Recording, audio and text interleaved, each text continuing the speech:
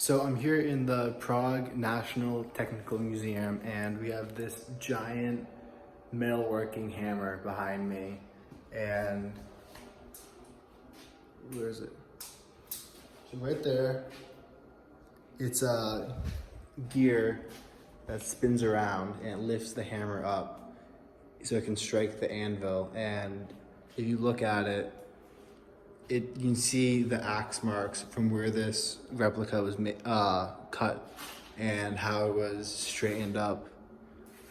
You can see all the steel that they did on it, but it's just amazing how humans can make tools and then level up those tools.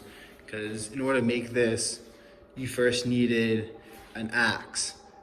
And in order to get the axe, you first need stone tools so you could even work the metal. You need clay furnaces, and you can just go back and trace the line of thought of all the things that need to happen in order for this tool to be made. And then with this tool, humans somehow were able to make stuff that was precise. In the book, The Perfectionist, it talks about humans' journey to being able to measure more and more precise items.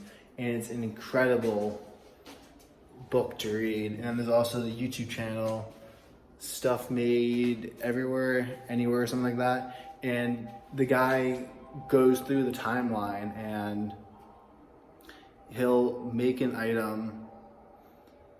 Like, he makes his own tools and he's slowly progressing up the historical timeline and development.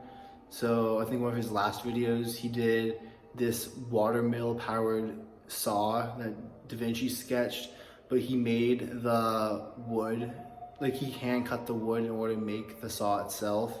And it's this really cool channel.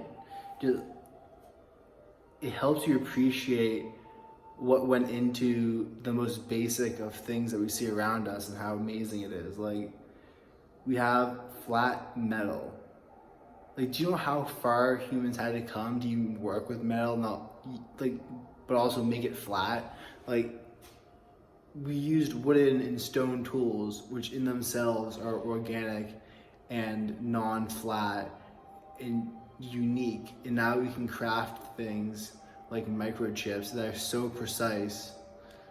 And the more I learn about engineering, and this is why I love it so much, the more I feel like a child looking at stuff and just being in amazement with the complexity that was needed to actually produce it.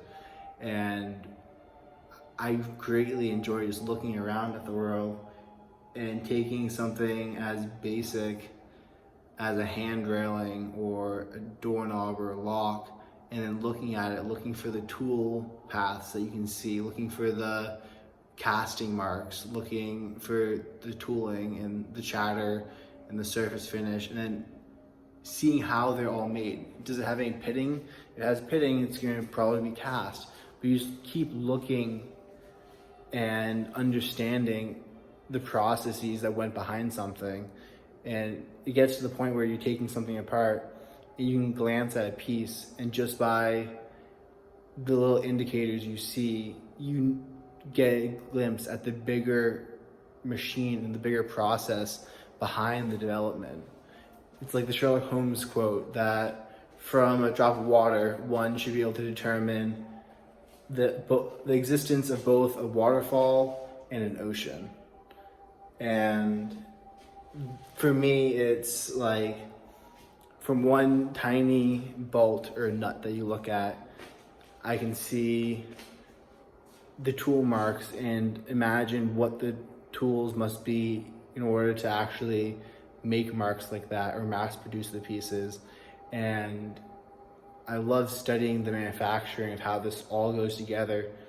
But anyways, give it a shot yourself. I mean, look out at the world. Take something basic. Next time you feel the feeling to go on your phone, or you tell yourself you're bored, look at something and try to imagine how it was built, how it was made. It just allows you to appreciate the wonders that we have that we take for granted, because a fish doesn't know it's swimming in water until you take it out. Like, we don't realize the complexity even in the phone we're filming this on. Like, try to understand how a phone's made, and that will take you thousands of hours. I still don't fully grasp it, and I have over, including schooling and work experience, 10,000 hours just on engineering material. And the more I learn, the more I love it.